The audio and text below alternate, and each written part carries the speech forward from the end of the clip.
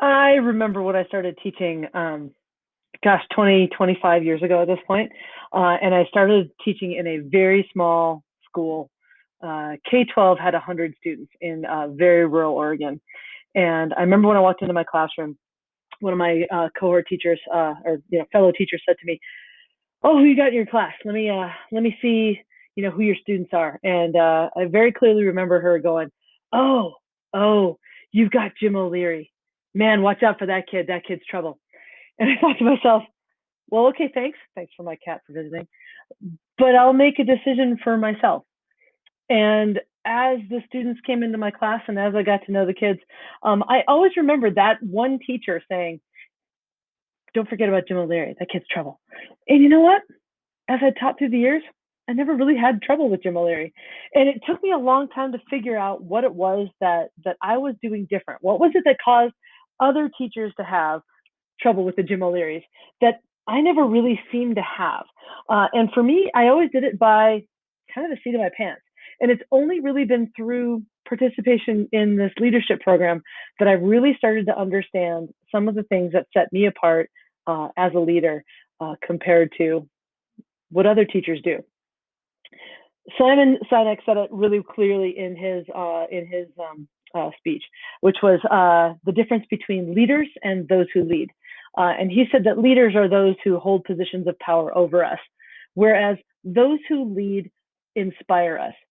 And I've always tried to approach teaching as a matter of inspiration, as a matter of trying to reach human beings and trying to value those human beings that are in front of me. And I never quite realized, I guess, how important that was. I always just thought that was what you were supposed to do.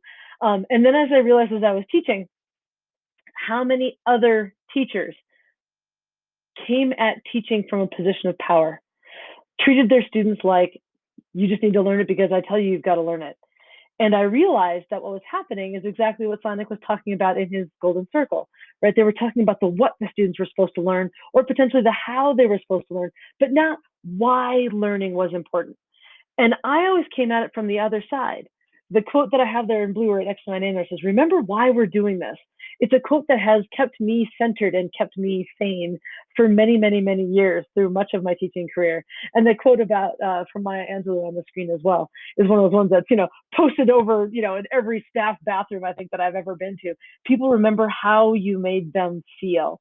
And I've always tried to really live that leadership is really about relationships. It's really about why people should work with you. What is it that you believe that they also believe, that they maybe aren't even aware that they believe in, or for students are afraid to believe in?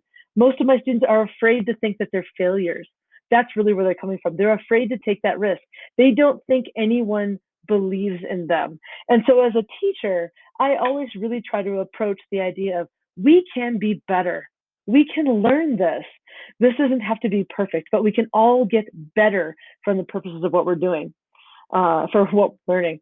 And as I move from being a classroom teacher towards being more of a leader, and that's what I hope I go to, I realized that I need to take that same approach with the other adults that I work with.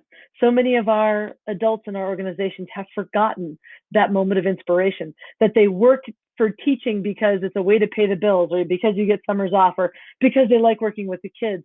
And they've really forgotten about why they teach.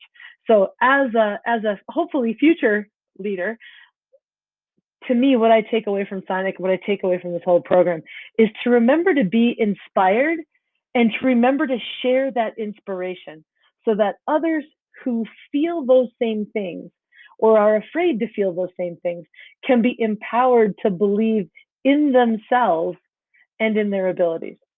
So that's what I've taken away from leadership, from all of this, that the concept of being a leader isn't about power, although power is involved. Being a leader is more, as Simon said, being one who leads, to lead from that position of love and respect, and to try to lead from the heart. I know that's cliche at this point, but that idea about sharing your vision and sharing your passion so that others know why they should follow you. Thank you.